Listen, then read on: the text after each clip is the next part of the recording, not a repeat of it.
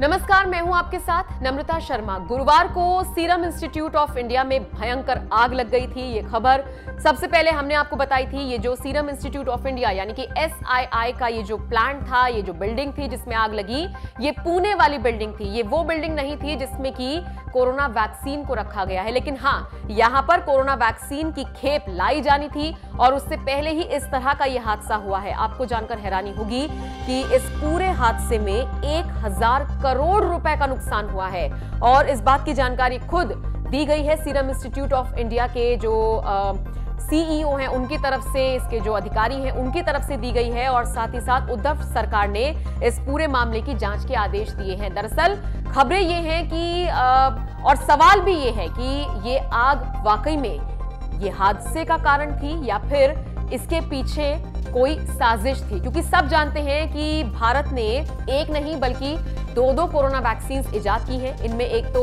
Bharat biotech की Covaxin है और दूसरी सीरम इंस्टीट्यूट ऑफ इंडिया की कोविशील्ड है। जाहिर तौर पर प्रतिस्पर्धा का दौर है, यानी कि कंपटीशन का दौर है और जो DCGI है उसने साफ तौर पर मंजूरी दी है कोवैक्सीन को और कोविशील्ड को कि अगर कोई इमरजेंसी है तो ये दोनों वैक्सीन लगाने के लिए पूरी तरीके से रेडी है। तो बहुत सारे ऐसे इंस्टीट्यूट हैं जिनमें अब मारामारी हो रही है, जिनमें कंपटीशन चल रहा है कि फला इंस्टीट्यूट आगे कैसे निकल गया। और फिर सीरम इंस्टीट्यूट ऑफ इंडिया तो ऐसा है जिसकी पहुंच न सिर्फ देश बल्कि विदेशों तक है।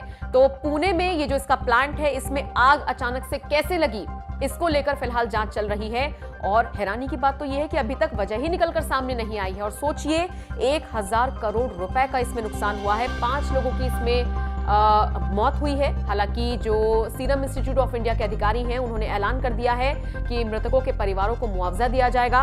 उद्धव सरकार ने इस पूरे हादसे की निंदा की है और जांच के आदेश दिए हैं। प्रधानमंत्री मोदी ने इस पूरे मामले की निंदा की है। कुल मिलाकर ये खबर सामने आ रही है कि जल्द ही जो फिर से सीरम इंस्टीट्यूट ऑफ इंडिया की पुणे वाली बिल्डिंग है, इसको फिर से खड़ा किया जाएगा, इसको फिर से रीस्टार्ट किया जाएगा और फिर यहाँ पर कोरोना वैक्सीन की खेप लाई जाएगी।